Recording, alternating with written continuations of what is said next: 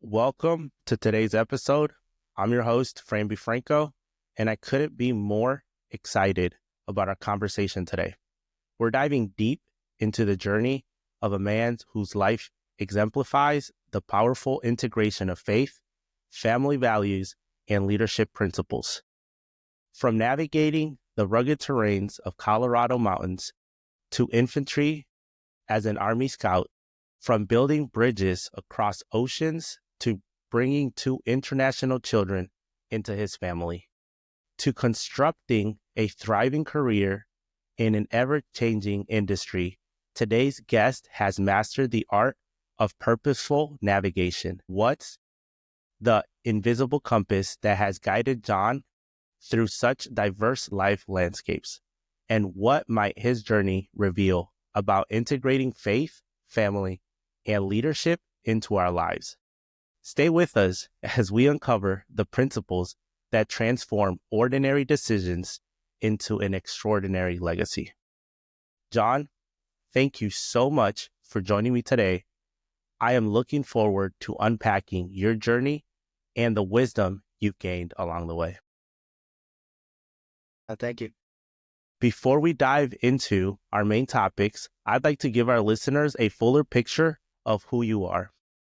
John grew up in a beautiful town in Colorado, alongside his four siblings. Growing up that mountainous environment, he developed a strong appreciation for the outdoors, and his parents raised him in a Christian home that emphasized faith values.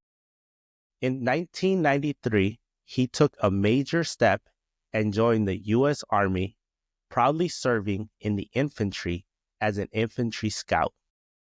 But that experience shaped much of his character, emphasizing discipline, teamwork, and dedication in ways he still carries with him today.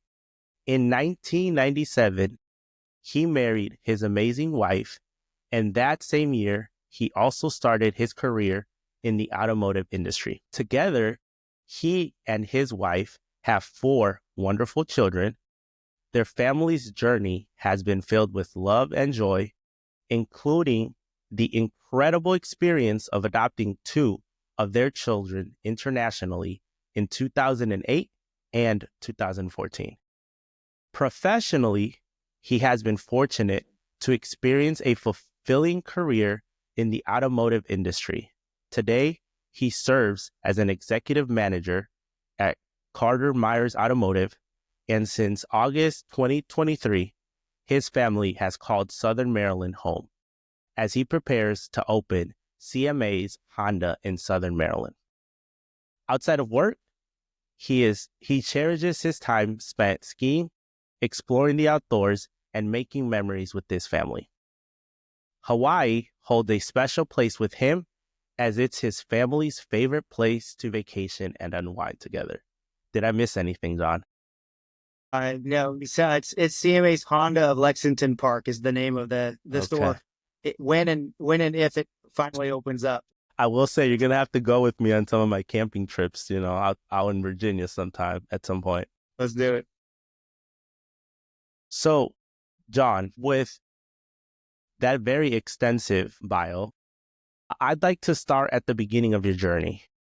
Growing up in Colorado sounds idyllic. How did that environment and your upbringing in a Christian home shape your early values and perspective on life? Yeah, I grew up in a really conservative Christian home, and a lot of freedom growing up in a small town where there was a lot of trust with not danger around us. It was just all outdoors. I mean, probably the biggest danger was elk or deer or maybe coyotes or something like that. So we were allowed to just be outside all the time. And so our it was a small town, so we had a ski area 15 minutes from us. We had the YMCA where we'd go and play basketball, but it was a town of 5,000 people year round. So it was a small town, gateway to the Rocky Mountains, and tons of tourists in the summertime. So we had plenty of opportunity for jobs, so developed a strong work ethic. And yeah, small town, fairly small family. My older siblings are my older siblings are 5 years older than me, and then 3 years older than that, and then another 4 years. So really, it was kind of the younger three when we moved to Estes Park that were still living in the house. My father worked for the post office. My mom taught lessons, and I was homeschooled much of my upbringing. Did go to middle school for a year, and then high school for my last 2 years before going to the Army. Man, that sounds amazing. I grew up in the Midwest, so No, for no, me, no. nothing. No. And I remember this one time I left my bike that my parents worked to get me. Like, it was like my first big bike I ever had. I left it in our driveway, come back. One day we're walking around our neighborhood and I see somebody, the person that took it, just riding around my bike. But, I still enjoy my upbringings. I mean, it wasn't as scenic probably as living in Colorado, but it definitely did give me some skills that I've been able to leverage up to this day. Yeah. Yeah, we didn't lock our doors, keys kept in the cars. I mean, it was different than probably most people's upbringing as far as safety feeling. Yeah, I still remember, like, if we didn't lock our doors or for whatever reason, I was the last one to leave and left the door open. So then I was getting hit with the Bible from my dad. It was usually, we're calling the cops. Hey, can you guys come make sure the house is still good, man? But it's funny now because, obviously I live in a really good neighborhood now. And with my family, like the same thing, like we could leave our doors open and our neighbors would call and say, hey, we just closed your door, or leave the garage open and not even think twice about it. Yeah.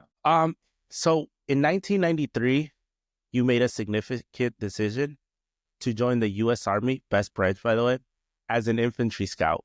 So what motivated that decision? And looking back, how did that experience transform you?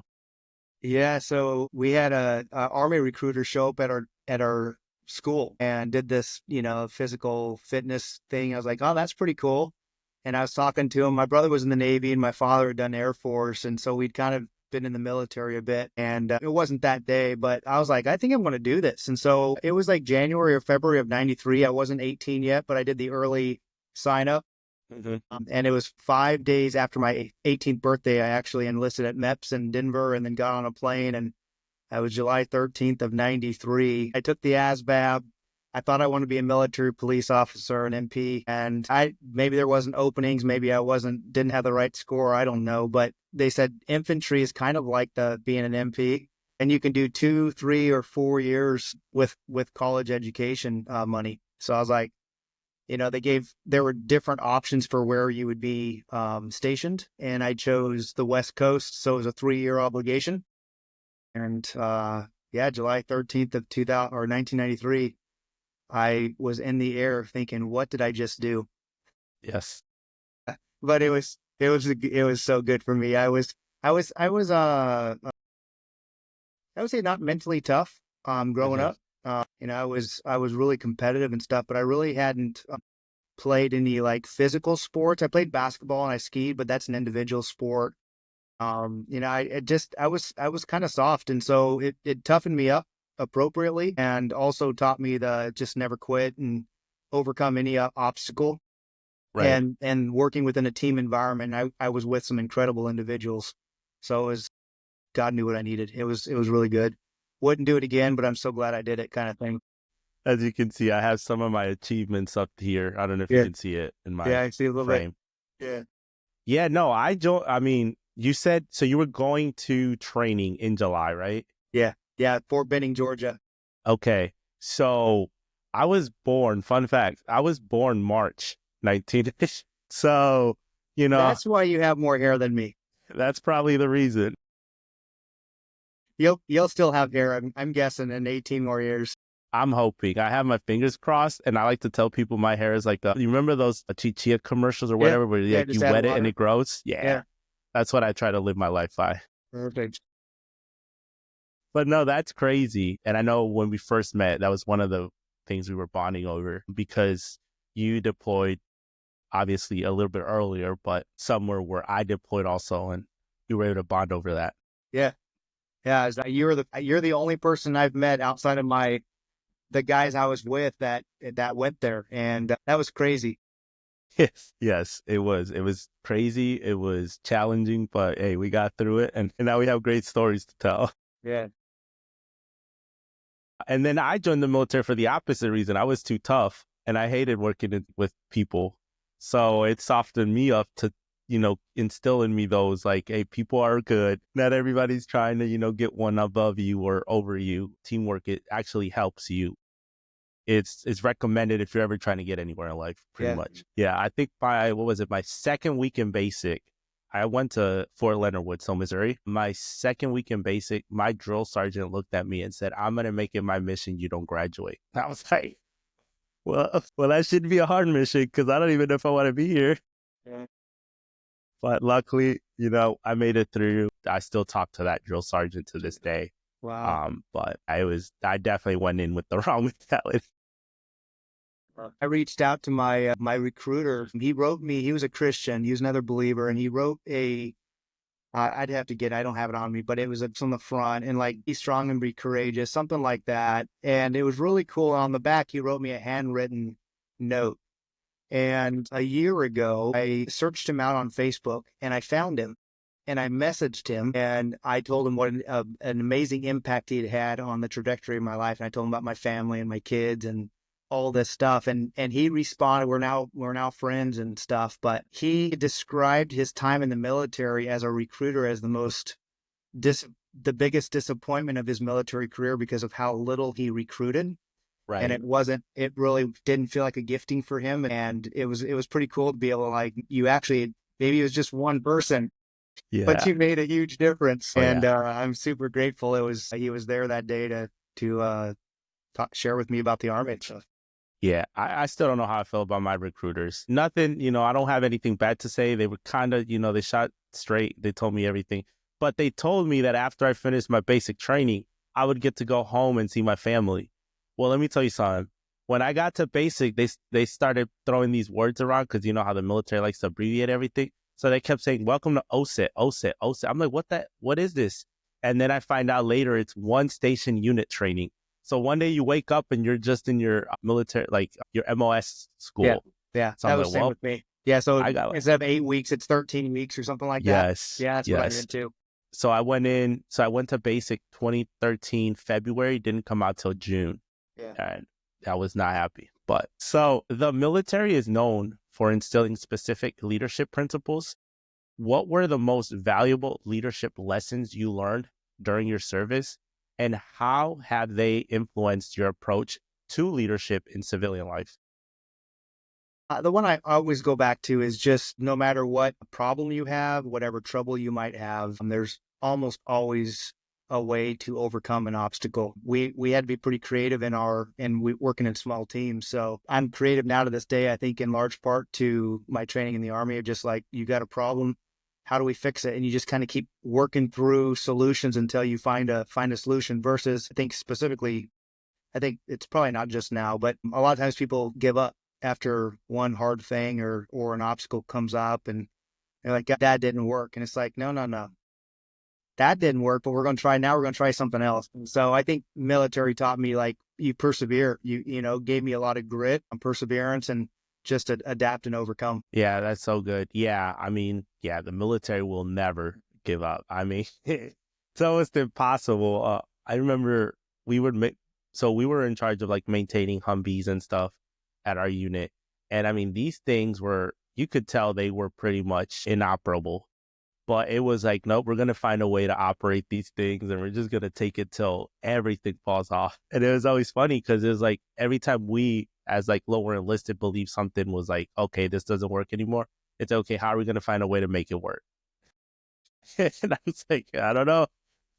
But surely enough, there was always a way. And I'm like, okay. So that's what it taught me, right? There's always someone with a different perspective. And if you're willing to listen, you'd be surprised on like what you can get out of it. So one of the questions I want to know was, how did your faith journey evolve during your military service? So many veterans describe that experience as either challenging or strengthening their spiritual foundation. Yeah, for me, it was right before basic training that was a huge shift. I think there's like family faith, and then there's sometimes a transition to becoming your own faith. And so I was pretty rebellious my last year in high school, and I wasn't following God very well at all, if at all. It wasn't really important to me, kind of foul mouthed and just, it wasn't good. And had I gone in the Army at that specific time, it probably would have been a much different trajectory for me. But I went to Oregon for a month before I went in the Army, and I hung out with my cousins, and I went to a youth camp, and there was a message one night at a youth camp, and I totally was like, I felt convicted. I knew I wasn't following God the way that I should have been. And that was where, that was I went down and I prayed and rededicated my life. And for me, that was a massive shift and change. I could feel like the kind of the nastiness of what I was living with just be lifted off of me, and I felt just renewed. And so shortly after that, within a month or so, that's when I went into the Army. And so the 3 years I was in the Army, it was much different. You know, I kind of vowed to not drink while I was in the Army. I don't have a problem with drinking, but I knew that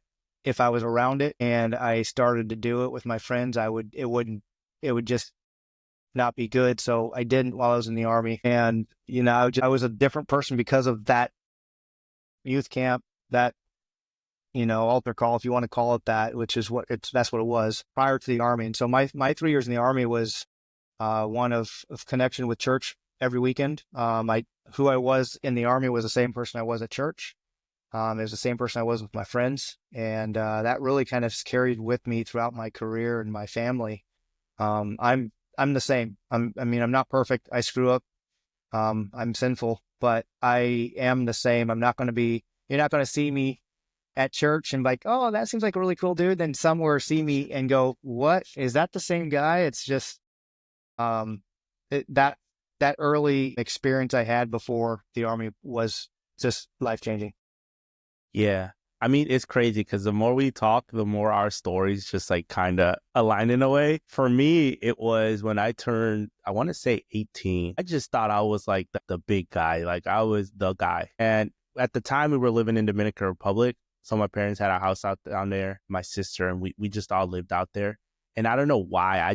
Everything my dad would say was just like, nope, over my head. It was like, you know, and like you, I grew up in a Christian family. And then one day, my dad very wisely comes and says, hey, let's talk. I'm not going to ask you to do anything. Like, let's just talk. And he says, look, since you believe like you have what it takes to survive, I think the best option for you at this moment so that we have a relationship in a couple of years is for you to leave the house. I'm like, this guy's crazy. And he's like, no, I think for your mom's sake, for my sake, for your sister's sake, you just got to pack your bags. You obviously have life figured out. Leave. And I'm like, well, where am I going to go? You know, like, okay, this is crazy. And the only person I could call was my youth pastor back here in the States, back where I grew up. I called her and I said, hey, I need somewhere to go. I don't have a house. Can I go to you? You know, she opened her doors. She said, of course, you know, my doors are always open for my children. You can come up here. Life sucked. I'm going to put it to you straight. Life was horrible. I didn't have a family. I could still call them and stuff, but it wasn't the same. Like that relationship, you could tell was strained. And so, you know, I tried to make it out here. I signed up for college. That went bust. So I'm like, what else can I do? I was working. I've always been somewhat decent at sales. My real first job was working at Radio Shack as one of their sales rep for the cellular devices. So like we sold T-Mobile, AT&T and all that. And that was going good, but I was like, there's no way I'm going to make a living off of this. Thank goodness I thought that now because, you know, the company doesn't exist. But, but yeah, what so I relied on everybody because I also didn't have a car. So I relied on friends. So one day after my shift, there was a small mall right in front of the store that I used to work in. My friend called me. He's like, I'm going to be like an hour and a half late. I'm like, oh man, like now I just got to sit here and wait for this guy. And then right there, like it was like one of those open malls where you have to go outside of the store, walk. And so I sat on one of those like plant things that they have sometimes. The plants weren't even there. They were dead. And I just look up and I said, Lord, I messed up. I messed up and I am sorry. But if you can give me a way out of this, I promise you, my life would drastically change. And like, I was like in the midst of tears. It was just everything. I was just, oof, I was drowning. And surely enough, the solution was the military. Like, it's just like everywhere I look, my car lit. I did get a car eventually. My car broke down and I told my recruiter, I can't continue with this because I live here, you're over here, and I have no way to get to you. My recruiter said, say no more. Drives, picks me up, says, I'm meeting the quota for this month. You're signing these papers. And thank goodness he did, because like I said, the military definitely mellowed me out. Luckily, I have a great relationship with both of my parents, but that was crazy. Like, I remember when I used to see people, because my dad, he used to do family therapy. That was like his profession. And when people would come and say like, I've lost control of my children or this and that, I'm like, that's crazy. How do you lose control of your children? Little did I know I was going to be one of those childs at some point. And how drastically, like God was able to work in my life and how wise my dad handled the situation, to the point to like today, like anytime I have to like decisions or anything, I'm like, pray for me. I'm going to pray on my side, and I'm sure we'll figure something out, or he'll guide me through stuff. And that I'm so grateful for that. That's awesome. Yeah. But hearing your story, that's why I was a little laughing, not disrespectfully or anything. It's just like, the more I hear your story, I'm like, wow, we got so much in common. So in 1997, you married your wife and began building your family. Could you share a bit about how you two met and what values you both prioritized in building your family's foundations? Yeah, absolutely. So we actually met when I was I think in 95, but we didn't start dating until 97. Is that true? 90? No, we started dating 96. We got engaged in October of 96 and we got married in June of 97. That's not I'm sorry, December of 97. I started in the car business in 97 in June, and December was when we got married. And as soon as we got married, 7 days later, 8 days later, we drove to Colorado. We moved, her and I, out and started our family together in Colorado from Oregon. Because I Wow. was stationed in Fort Lewis, Washington. That's where she was from, Oregon. And so I lived out there after I got out of the Army for a year and a half. And then we got married and packed up and drove out to Colorado. And so I started selling cars right away, which I had done for 6 months prior in Oregon. Yeah, I haven't changed out of that career, but it was really hard. I think we had like $500 in our bank, driving out, and just kind of, you kind of young and really stupid and go, we'll figure it out, with all this money we've got. She worked at a restaurant, and I think we had just one car, and she worked at a restaurant really close to where we lived. And so she could walk there, and then I drove, the 5 miles or so to our store. And then Grace was born in 9. So we'd been married just under 2 years when Grace was born. And then 15 months later, Noah was born. And that went from pure excitement with Grace to, I didn't think it was a big deal because I thought it was dumb. But Alicia's like, we can't have another child this close together. We can't do that, because they were 15 months apart. Yeah. Grace was, what would that have been? 7 months old when we found out she was pregnant again. And yeah, I was like, cool. I mean, let's do it. Two in a row, And so they were really close, Grace and Noah, and they're still to this day, like, they're not twins, but they, they always do things together. And then later on we adopted, and yeah, that we added to our family what we thought would be just 2. We added 2 more. There you go. No, it's crazy how, like, at that moment you guys had your perfect family, because that's what you guys believe you could handle. And then, later in life, you're like, you know what? It's like there's something missing. And then, how you're able to add. But that leads into my next question, which is, so your family journey includes the remarkable experience of adopting 2 children from an international country. So what led you and your wife to consider adoption, specifically international adoption? Yeah, so I think it was on Alicia's heart much longer than mine. She'd brought it up a few times, and I was like, we got 2 kids. This is great. This is what we had said we wanted. And so we probably differ on timeframes, but it's probably 2, maybe 3 years where she just was praying about it and said, I'm not going to bring it back up. And then one day I was like, you know what? We had watched a movie and I just felt like, man, we have the means. We should do this. And so with some circles we were in and some church conversations we'd had, Haiti came up multiple times, and Alicia's major in college was French education. They speak French, kind of their middle and upper class speaks French, educated at least, and then they Creole is the majority of the population speaks Creole, and so she understood that fairly well. And then Haiti has a severe need. It's for many people, you would know this, but it's the poorest country in the Western Hemisphere. Big need, and so we had a connection with an orphanage there, and we thought that was where we would adopt. And so we adopted Jacob in 2008. It took 18 months to bring him home. He was 18 months when we brought him home. And then 6 years later, in 2014, we brought Elle home, and also from Haiti. And both of them had a parent figure that had passed away, and, some other circumstances and stuff. And so we were just thrilled to have them. And Elle, it took 31 months to bring her home. So we had thought 18 months was a really long time. We could handle that. And then it took 31 months, which was crazy. It was so hard. But in 2014, we brought her home, and it's been challenging, but awesome at the same time.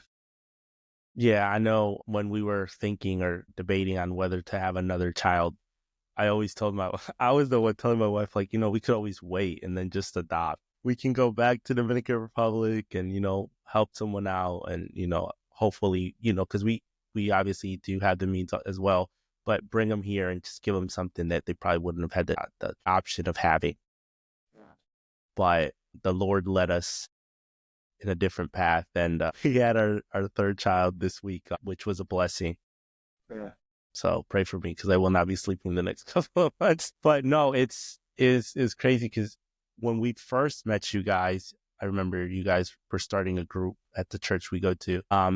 Around that, adopt and all this, and we had just brought a family into our group that we were hosting that also went through that process of adoption. They had just adopted their first child. And I didn't know like a lot of the things. I was clueless, like probably the majority of people, but it's very resource intensive. And then in some areas, it's not pro the family adopting, it's more pro the family giving up the rights, I guess, to where like this family has experienced a lot of times where they were pretty much told, hey, we have a child to place with you guys. And then last minute, after the money or whatever the means were exchanged, someone would back up, but they would never see that, because it's like, okay, well, the family just said they were, but now they're not. And I'm like, wow, this is crazy. Like, all you guys are trying to, or his profession, I guess people can get vetted, at least here in the States, to where they weren't okay with the profession this person was doing, to where they say, yeah, no, disqualify them. And I'm like, that's just hard, like, to hear from an agency, the reason you're not getting this child is because the parents don't agree with your views or whatever. So I know this is something my dad always told me. Adoption often comes with unique joys and challenges. Could you share some insight about your experience from international adoption and how your faith guided you through that process? You obviously touched on it with the whole 31 months. I'm sure that took a lot of faith, but if you want to elaborate with anything. Yeah, I think for us, we went into it really naive. We had the right heart. We had thought we had mastered parenting. We had read the book Parenting with Love and Logic with Grace and Noah, and it worked well. And I think we were overly confident going into it and under researched and under prepared for what parenting a child that's gone through significant trauma would bring into our home. And so thank goodness Alicia she's a learner. And she's just, lots of resources, but also a lot of reading and a lot of different things, because kids that come from hard places and have gone through trauma, and have been institutionalized for a period of time. And it's just different than when they've experienced loss. There's a lot there too. And so our experience is not uncommon, but it requires a lot more flexibility as a parent and learning how to specifically parent a specific child with specific needs, much different than our biological kids. And so we're on a lifelong journey of learning, and we're not done yet. Mm-hmm. Yeah. And thank goodness again that we're a lot further along than we were 17 years ago. But I think it's actually a pretty good representation of kind of like, God's adopted us, right? And so, and we're all unique, and we've all got our traumas, Yes. Yes. and it's been quite a journey. And it's not been easy. And that's why we do this group. We do a group for foster, adoptive, and trying to think what the other term is, but it's basically when, let's say a mother or father is unable to watch their kids for a while, and then an aunt and uncle or a grandma or grandpa come alongside and I can't think of the term, but basically we've got a group of 5, 6, 7 families that we meet every couple of weeks to just support each other, because people don't understand. And then people try to give advice that have no idea about adoption and kids that are in the foster system or anything like that. And so being a safe place to just share life and without judgment, and in a kind of a safe, secure place that we're not going to go out telling people, is so important. And we walked this road long enough that we do feel like we have some wisdom, but really what people need is just someone to listen to. And so we're grateful to be able to do that. Yeah, no, as I continue this podcasting journey, I noticed that one of the hardest thing is just listening, right? We always want to get a word in. We always want to do something. But as my wife said, right, one of the reasons she encouraged me to start this is because she was tired of me yapping to her. So I definitely have the talking portion now. The listening is where, I'm definitely trying to get better at, for sure. That's awesome. So one of your accomplishments, right? So as a father of 4 children, including 2 who were adopted, right, internationally, what principles guided your approach to parenting and creating a unified family culture while honoring each child's unique background? A mix of learning from Alicia and maybe her learning from me, and figuring out what works for each child. Again, I grew up in a pretty conservative background in childhood, and so spankings weren't uncommon. And I can tell you, we don't need to say which kid, but that doesn't work with a couple of our kids at all. And so learning again to parent differently, and still there's consequences. The world is hard, and they can't, there's got to be consequences when there's behavior, but parenting the same. I think what I've learned, and Alicia's probably taught me more than anything, buddy, is just the uniqueness of each child, but then doing it all around, talking about grace and, how God's the perfect example of that, giving his only son, right? And to die on the cross for our sins. And so if he could do that, that's pretty significant. So we're nowhere close to that. The bar is so high, but if we can just like get a little bit of that and just keep forgiving, I think that's the hard thing too. Is sometimes there's just, resentment can creep in between spouses too, just because there are parenting differences, but to stay unified in decision making, and so that the kids can't go around you and get parents to pick sides, that you stay united, I think is critical. Yeah. I mean, you're 100% on the mark. Like, it's crazy. My daughter, I could tell her to do something. Yes, daddy. My son, I'll pick him up and I'll be like, I need you to do this. He thinks we're playing. He's like, do it again. I'm like, this guy. I remember when I was growing up, every summer we would go to Dominican Republic. And at first, I thought it was always for like vacation purposes, so we could get a new culture, learn, and all this stuff. It was like almost religiously. The second we got there, some tree branch would fall in front of one of my parents, and they would just start swinging. And I'm like, I can't call child services in Dominican Republic. So it's like I was unscathed as long as I was in the States. The second that plane landed in Dominican Republic, it's like, okay, new rules. So I always tell the kids, I'm like, they'll make me take you to Dominican Republic, because I will. So, a little, you alluded to this at a little bit, a couple questions ago. So your professional journey. So you mentioned starting in the automotive industry in 1997. So walk us through the key milestones of your career path and what drove your progression pretty much to like an executive level leadership. Yeah, I started in June of '97 with Acura selling cars. So in automotive, there's the franchise, which would be like Acura, and then there's the that they're the brand, and then there's the dealerships that aren't owned by Acura, but they have a sales and service agreement. And so as long as they buy their parts and service from the manufacturer, they're allowed to sell their product and service their product. So I worked for the dealership, not for the brand, but we sold the brand, if that makes sense. That's how it's been my entire career. I've never worked for a specific brand as an Acura employee. I worked for a specific dealership, and there's thousands of dealerships nationwide, many of which are smaller owned, they'll own one store. Then there's groups like I'm in, we own 24 dealerships. And when I say we, the group owns 24. And so I sold cars for 2 years, was a business manager for about a year, but I also did special finance. So kind of subprime, help people that had, difficult circumstances. Did that along with the sales manager for about 4 years.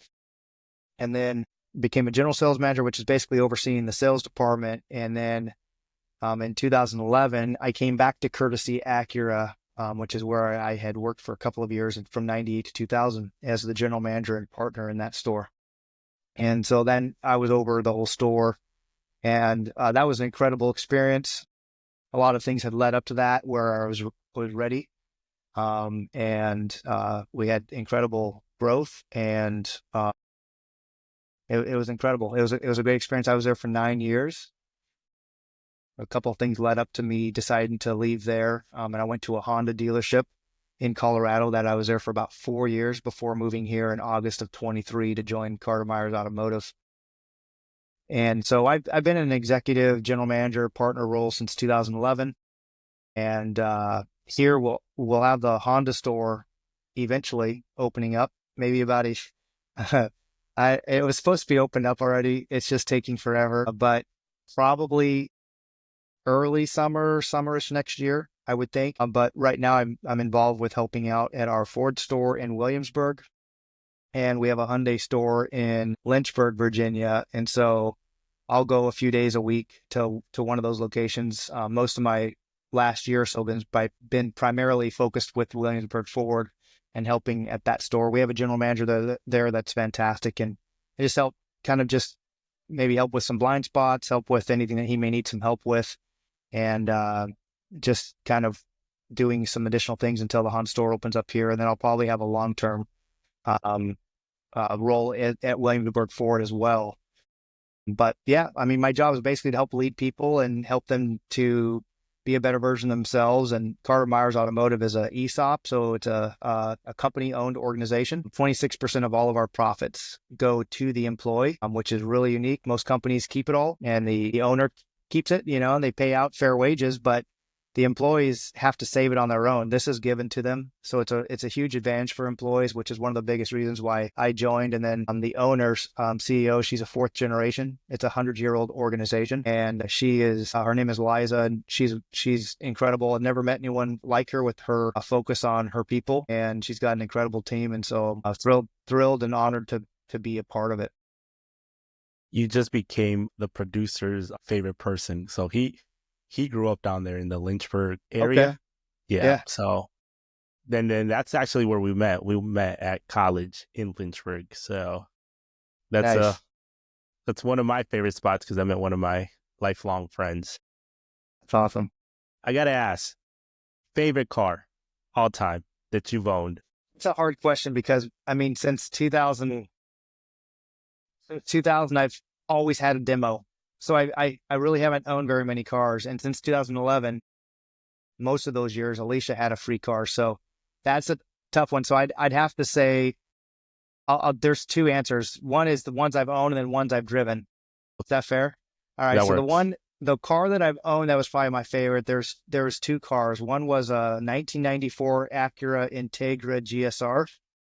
Do you know what that is? Yes, I do. Yeah, so it was a sedan, which was kind of a rare thing. Most of them were 2 doors, and it was the manual, had the higher revving VTEC engine. Loved that car. I had Michelin Arctic Alpines on that, and so we'd go skiing and just rip up the mountain. That was a fun car. The other car I had that I owned that I loved was I had a 91 Acura Legend Coupe, and I really liked that one as well. As far as cars that I've driven, just wonderful benefit of being in the car business, probably an Acura MDX or a Ford Raptor, 150 Raptor. Not before the R came out. Okay. It was an 18 Raptor, and it was amazing. It was I a would cool. love to take a Yeah. Raptor for a Yeah. little test drive. Yeah, those would be probably my two favorite cars that I've driven. Right now I'm driving a Pilot, which, you know, Honda and Acura, there's a lot of similarities. So the Pilot drives very, very similar. But it'd be the Acura MDX and then the Raptor.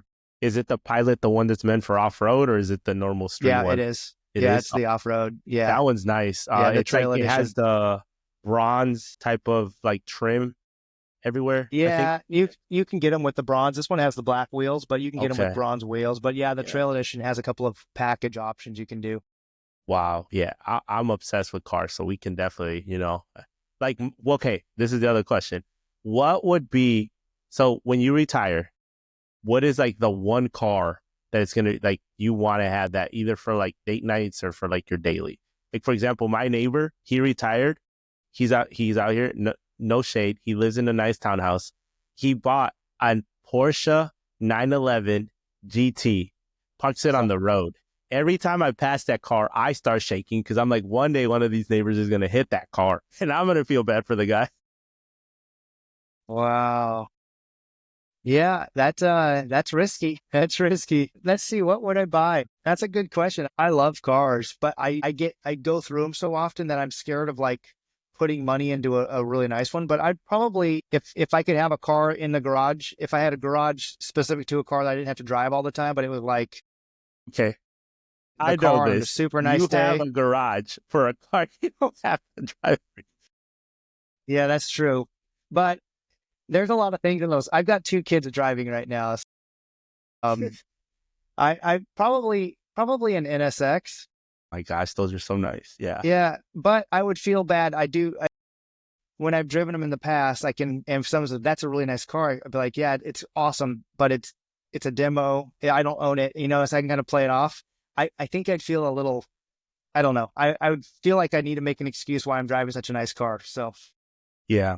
One of my favorite companies when it comes to like higher end, like, you know, get into that age type of cars are Lexus. Like their F series. Yeah. Man, every time I see an F series, I'm like, one day. They're the IS 300F, the ISF. Yeah. That's a really cool car. I don't think they make that anymore. Yeah. That was the quad muffler, right, in the back? Yeah. And the front end of it was extended just a little bit to fit the engine, and it's just a little bit wider. Right. That's a fun car. Yeah. I told my wife if we didn't have so many kids, my off-roading car would be the new Lexus SUV. I forget which one but it's like an GX 550. I think it is, yeah, with like Nardo grayish looking thing with the gloss black, man. Yeah. Every time I see it, I'm like, if I had money to go hit rocks with, that'd be it. Yeah. So you've obviously been in the automotive industry for a long time. So the automotive industry has seen tremendous change, I'm sure, over the past 25 years. So how have you navigated those changes, and what leadership approaches have you found most effective in times of industry transformations? It's changed a lot. It's a lot more, there's a lot more parity, I would say, between a consumer and the dealership. So dealerships that try to take advantage or act like a customer doesn't know what they're looking at, that shouldn't exist anymore. It's still dealership. There's still a few bad actors out there, but really the internet has provided a lot of tools for consumers to realize what they're buying, see what the payment should be. And so I believe that the business has changed a lot for the better, because really it's just a matter of finding the right vehicle. The budgeting and all that stuff's kind of already been looked at before a customer comes in. And so you're just kind of fine tuning a few things. So I went to work for a one price store back in 2007. And so I learned a lot at that point, and I've kind of carried that same approach. And basically it's just the golden rule: do unto others as you'd have them do unto you, you know? And so if you wouldn't treat your mom or your sibling or your aunt a certain way, why would you treat a customer any different? And so I try to bring that approach. It's not a perfect approach because you're still dealing with humans, but it does that's what we're striving to do. And so it's really about speed, speed and transparency of the transaction. For service too, using digital pictures and video and everything so consumers can see exactly what you're saying it needs to build more trust in the what's needed in the servicing of the vehicle. So lots of great stuff, a lot of really cool things still coming. This EV thing's throwing a big wrench in our business, at least, with a big push for EV, but the consumer demand isn't there. So it's really messy. And so it's going to be, we'll see what happens, but we'll figure it out. But it's definitely, it's complicated things with EVs. It's just been pushed a little bit too quick versus what the infrastructure and what the customer demand is. Right. Wait, so you said the location you go to in Williamsburg is a Ford? Okay, so on that. So have you driven the F-150 Lightning? I want to say yes, but I'm trying to think when I did it, because I want to make sure I'm truthful on it. I don't know if I have. Man, so you're really trying to stay away from this EV stuff. What about the Mustang Mach-E? Well, I had a Tesla in between, because I took almost a year off between moving to Colorado and here. So I bought a Tesla because I had to have my own car. Right. And I thought that would be a good non-depreciating vehicle to buy. And I was wrong, because Tesla all of a sudden started depreciating when I bought it. Yes. And so I actually like the idea of the EV. It has a great application for people that drive a certain amount of time. I think it just need to have a secondary vehicle that is not an EV. But the Mach-E and the Lightning are great vehicles. Right. Ford came out 6 months ago or so with an EV promise where they supply the charging station for your house and also pay for the electrician to come out and set it up. And that's really the biggest issue. People get an EV and then they don't realize the planning you have to go and get it charged. But if you have it fully charged overnight in your garage, it really makes it really simple. Yeah. Yep. So the one I want to test drive, and Hertz has a lot of them, so I've been debating on whether to rent one, is the Mach-E. I think it's GT. Yeah. I didn't even know that they made Mach-E GTs, but this thing looks nice. Yeah. But yeah, I blame Hertz for the whole EV thing, because they had to unload all those Teslas. So it was pretty much like you could go any day at the Hertz resale website and you could buy like a Model 3 for like $20K. And I'm like, well, that's not going to help someone trying to third party sell theirs. Right. Yeah. Yeah. EVs right now, because of how many are being pushed on the retail side new and with the incentives, has driven down the price of the used ones. So they're great values. Yeah. Yeah, I was thinking I love trucks. That's like my, I guess, love language when it comes to cars, like trucks. I've always been obsessed with them. And Josh can attest to this. I think like since the day I met him, I'm like, one day I'm going to have a truck. And I don't just want like, like most normal people, they're like, okay, I'll get like a F50 or a 1500 series truck. And I'm good with that. I'm like, no, I want the diesel 2500 just to park it up front in my house, so that people see I have the 2500 diesel. But my wife's always laughing at me. She's like, what are you going to do with that? I'm like, I don't know, because I can't go camping with it. So I don't know. Well, unless it's a power wagon, maybe, but. So you're currently leading the opening of the Honda of Southern Maryland. So what excites you the most about this new venture, and what unique leadership challenges come with opening a new dealership? The first thing you said was what excites me the most about it? Yes. Right? Yeah. Yeah. So, what excites me the most is being able to hire all of the employees. It probably is also the biggest challenge, because I've got to hire, 30 or 40 people. The uniqueness of that and what makes me excited is that I get to create the culture. I'm not taking over and changing out people that don't fit the culture or don't want to be there. Or, they're working against everything you're trying to accomplish. They just want to kind of do things the way that they've always done it. And in a new dealership, because it'll be ground up, we'll get to hire every single employee. So I'll be involved with every interview. I'll run through the same interview questions that we really look for three things. We're looking for people that are humble. We're looking for people that are hungry, and we're looking for people that are emotionally smart, that can communicate well with people, and they're team players. So that's the most exciting for me. As far as difficulties, probably the biggest difficulty of opening a new dealership isn't so much in the sales, but it's the you don't have any customer base of service. So it takes a while to get recurring revenue from service and getting people to service their vehicle from you. And that's a big focus area for me in the store. We'll be doing a lot of advertising and trying to get everybody that owns a Honda to service with us and all of that. So I think that'll probably be one of the bigger patience things that I'll need to have, but also focus of getting that into the store. Yeah, that is true. But I feel like in our area, you'll fit right in. Yeah, I'm hopeful. That's where you get a reliance on, like, God's got it. I'm going to do my best and just Right. trust in Him. But those are the things I would kind of come off the top of my head. Roger. So throughout our conversation, we've touched on 3 core areas of your life: your faith, your family, and your leadership. So how do you approach integrating these 3 aspects of your life rather than compartmentalizing them? And we talked about it early on.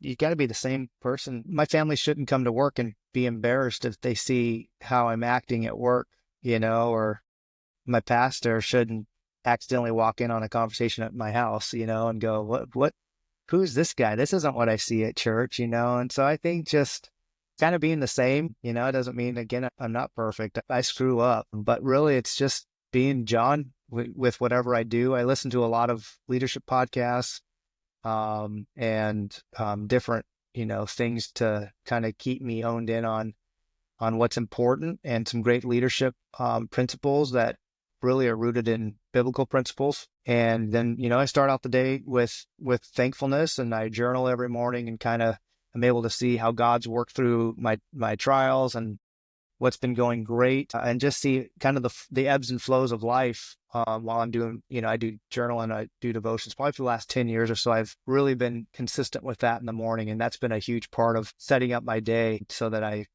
don't, my identity has to continue to be checked and not be too much on who I am as a leader or a car guy or whatever. I try to be my identity in Christ, so I don't get, that's a constant thing for me to keep paying attention to, because it's when I get too worried, I know that my identity is not in what it should be, and so I try to always remember that. Right. Yeah, no, that's actually something I have recently, by recently I mean this week, started. So I follow this one YouTuber on social medias, and this is like his company, The Blessed God. So this is like a prayer journal, and it's like a set of 3. It comes with the leadership planner, and then this is the devotional. So it comes from the Occupy Till I Come. So it's like a 60-day devotional. And I think this is something that's like kind of been helping me out, because it's like you said, right? I'm building that foundation for the rest of the day. A lot of the times, like, my mind's always going. Like, I am very, I'm wired in a way where, like, I'm always trying to either find a solution or try to get somewhere to either build something or come up with something. It's always been like my internals. They're always moving. But this has helped me out, because like for the leadership planner, it's like, okay, like we can have goals or things we would like to reach, but what role does God play in that? And then what part of that is kind of like that selfish desire of mine of just trying to do something just to turn around and say, you know what, I knew I could do it, Yeah. So that's been like kind of grounding me in a way, which I appreciate. Yeah. And then just having a prayer journal, for me, something that's always been hard is praying, because it's always weird, like, okay, I'm praying to God, but like, I mean, a little drop of water would be nice sometimes, like, are you up there listening, or like, what am I doing down here? But just being able to write it down makes it so much more, I guess, real for me, because it's not just words coming out. It's like I'm physically, those words are being put somewhere to where I can come back later and say, okay, what was I praying about this week, this day? And it really does, I guess, quantify my relationship with God a little bit more. Yeah, that's cool. Yeah, I listened to a podcast probably 2 years ago, and it was an investigator that had tremendous success, and he was being asked how he's successful, and they were expecting this amazing investigative work. And he said, every time I get a case, I ask 2 questions: God, what do you want me to know? And what do you want me to do? and then he would just kind of take the next step on things. And so I've tried to include that too, to just remember like everything we have is from God, and trying to kind of keep that as my source. That's so good. I will definitely be taking that into my daily devotion. It's a good one, man. It is. Definitely. It is. So many leaders struggle with work-life balance, especially when family responsibilities and career demands seem to conflict. What practical strategies have helped you maintain that balance? Well, I have worked a ton. For many years, I worked 6 days a week. Many years. Probably the one only balancing act to that is whenever I was not working, I was home. I didn't go do golf things. I didn't go do things with buddies. I was home. And so that was a big thing 6-7 years ago or so. I really realized that I wore my hours on my sleeve, and I was proud of outworking people around me. And I felt as a leader that I was getting compensated well and stuff, that I kind of owed it to my team to put more hours in than them, since I was the leader. And through just working with some other great mentors, I'm realizing that's really just messed up. That's not a healthy philosophy. Sometimes work-life balance is tough. I don't know that, because sometimes you can have too much home life and then work falters, and sometimes you're working too much and your home life falters. And so there's ebbs and flows, and sometimes you really have to push into one. And so really it's developing as a leader, it's developing people under you and empowering them and trusting them to do their work. And if you don't feel like you can do that after a certain period of time, you've just got the wrong people working for you. And then you've got that's a you problem. Kind of a phrase we use is you are what you tolerate, And so I've shifted my thinking probably in the last 5-6 years to, I'm not thinking that I have to outwork everybody. I've just got to have the best people there, and I'm not lazy. I do put in enough hours, but just I don't need to outwork everybody. Right. Yeah, no, I definitely struggle with that. We're talking right now and I have my work phone here. So it's like, it's hard. Because I don't know. Sometimes I feel like as a man, I do want like that in a way, like that my job needs me, right? I do want to feel that. And one of the ways is by, every time I get an email, being the first one to answer. Thank you so much for your email. Even if it's just a thank you, it's like, okay, you can wait till you clock in tomorrow. You don't have to tell someone thank you right now. Yeah. But it's just that desire, like, oh, they need me, right? It's like, but yeah, that's something that I'm currently struggling with, because, I mean, you're aware of this. Little kids, they're not little forever. It seems like I blinked and my oldest is already 6. And I'm like, how did that happen? When did that happen? My daughter's 25 and getting married in June, so I get it. It goes so fast. Yes. And like, I was telling one of my first guests, like, when the first day she got on the bus to go to elementary school, I felt like my life was over. I'm like, wow, I'm not her everything anymore. Some lady at school is going to be teaching her now, daddy's just like, no, daddy, that's not what she said. And I'm like, oh God, here we go. So in business context, how do you incorporate your faith values into your leadership style without imposing them on others? Yeah, I think that's a really good question, because some people are kind of over the top with it, and then some people you wouldn't know. And so I think integrity is the best way for me to, I do what I say I'm going to do. I treat people with respect, and I show empathy when they're going through hard times. And, I'll, depending on where they're at, if they show you can pick up through conversations if someone has faith in Jesus, and just kind of encouraging them that, and then helping, like, respectfully just talking through that, and just being a sounding board for somebody to have a discussion, and knowing that they have a common faith with you. Then I think some of the other stuff is just, I try to be really sensitive and careful I want people to be attracted to me with, like, seeing there's something different about this person. And by that, they're going to ask me questions like, you're a Christian, aren't you? And so that's typically really where I get probably most of the questions, just because I'm pretty consistent with my approach. I don't have super highs, and I don't have super lows. I'm like consistent with my leadership. And I use, I talk about, like, what are you thankful for today? What are some of your highs, and just some different things, and connect and treat people well. And so that's usually where the conversations come up. And then if someone's going through something hard, I just, like, would it be okay if I pray for you?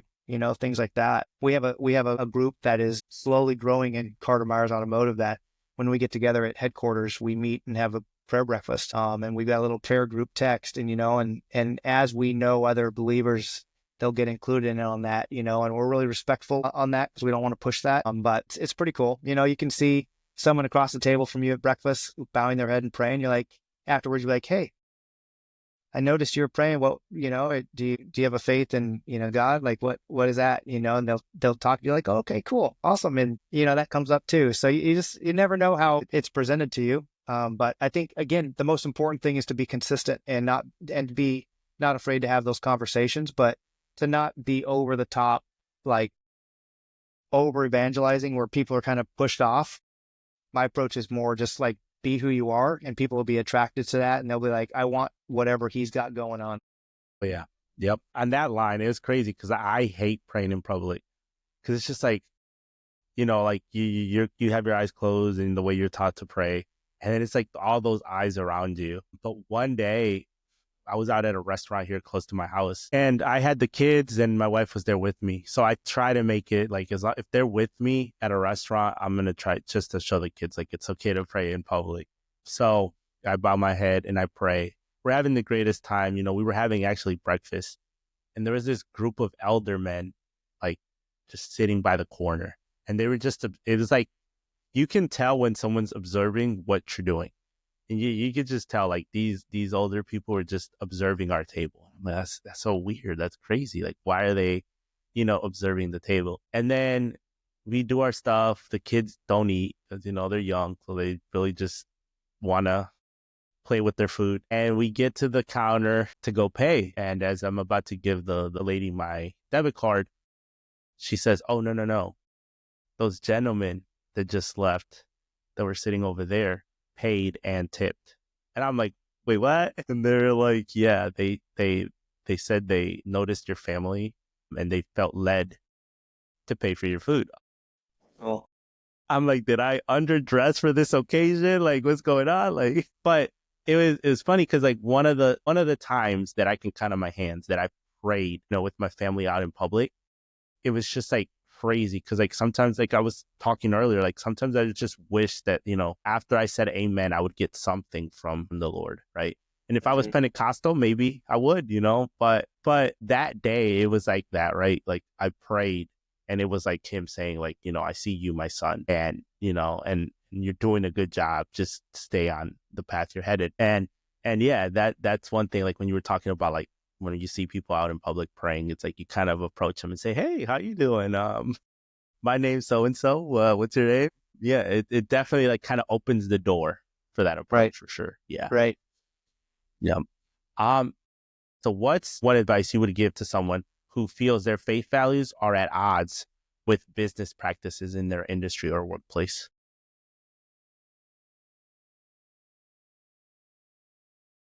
Well, I guess you'd have to ask more questions. I mean, you'd have to kind of dig into it and see, what is it what's the conflict?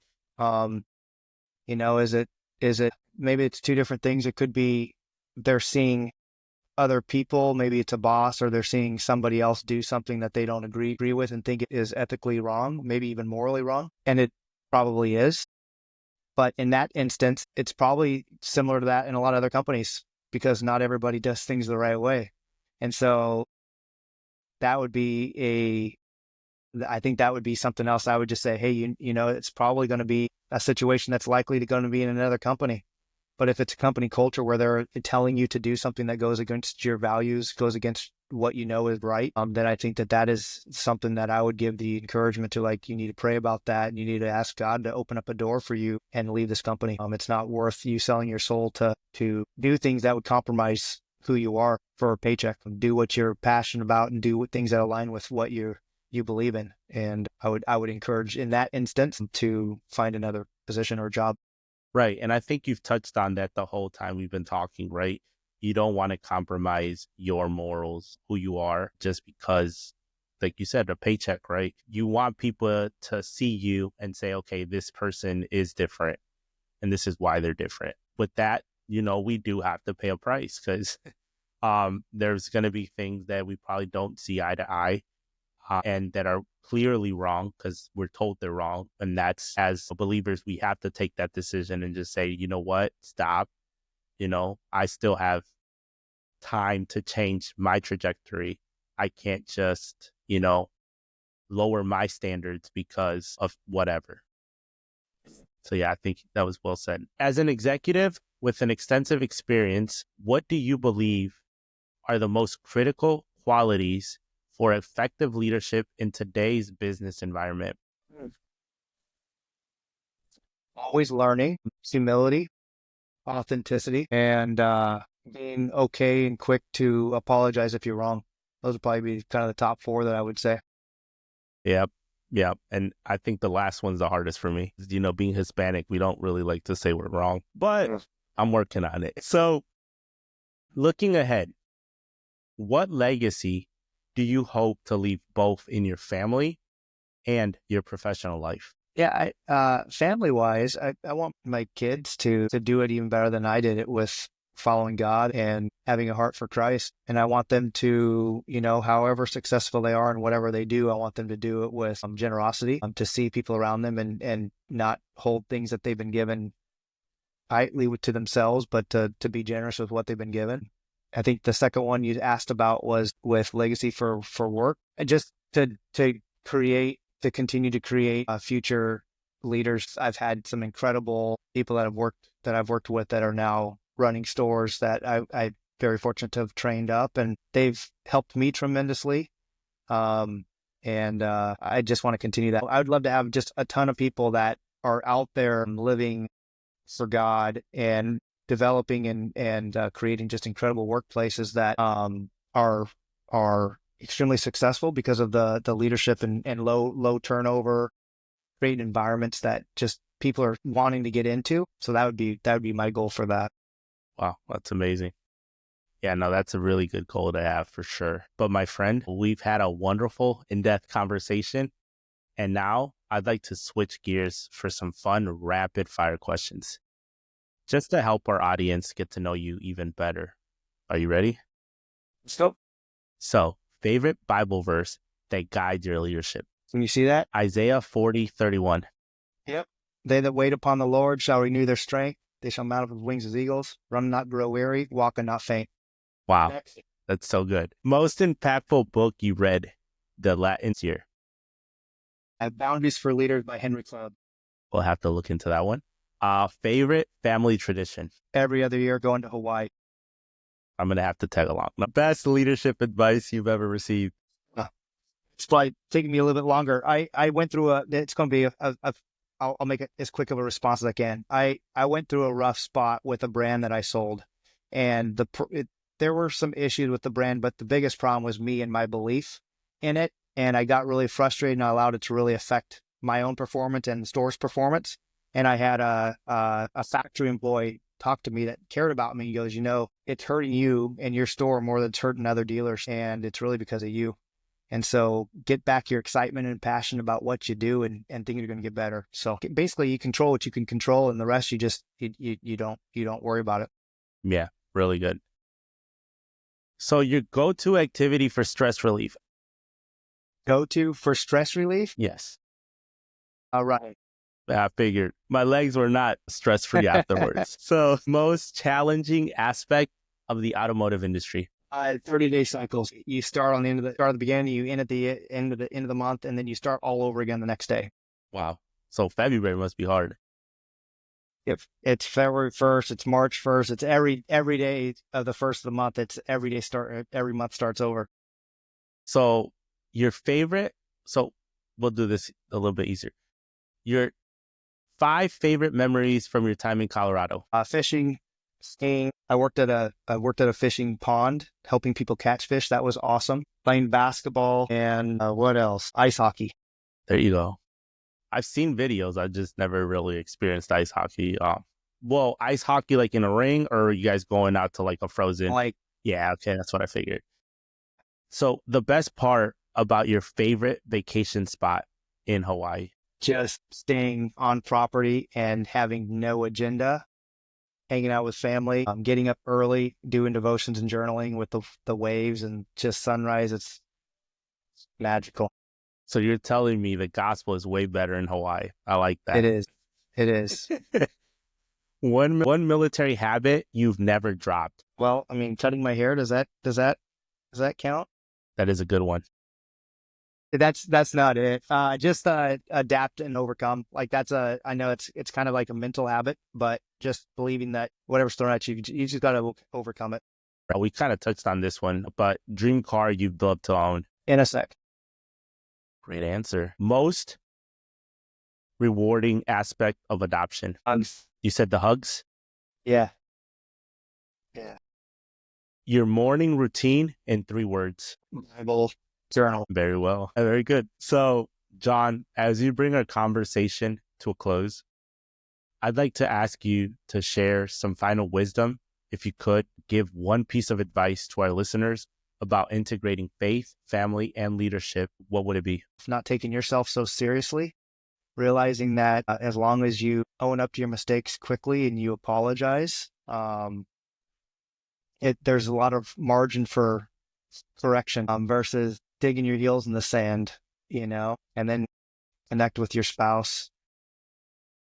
It's huge, especially with kids. Getting on the same page. Francis Chan did a Bible study for marriage 10, 15 years ago. Trying to recall what it is called. I think he's only done one. So if you were to Google Francis Chan marriage, but it was like it should be you, your spouse, and God at the center. And as long as you're both looking at him, you come together. Mm-hmm. And I think that's huge. And I don't get that right all the time, and sometimes not often enough, but it's a good reminder. So that'd be what I'd say. Again, that's great advice. I do remember the study. I think we did it once in a Bible study, and it was like kind of like the triangle, right? And then, yeah, I do remember one of the previous Bible study leaders we had was obsessed with Francis Chan. So anything he ever put out, we were for sure doing it in the group. So I do kind of recall doing that at some point. But I do want to say again, thank you so much for joining me today, John. Your journey from the mountains of Colorado to military service, building a beautiful family through both birth and adoption, and your leadership in the automotive industry provides a compelling example of purpose-driven living. To our listeners, I hope you found today's conversation as inspiring as I have. Here's a call to action. This week, identify one leadership principle from our discussion that you can apply in your own life, whether in your family relationship or professional role. Take concrete steps to implement it and share your experience with us on social media. Until next time, remember that true success comes when our faith, family, and leadership work in harmony. We'll see you on the next episode.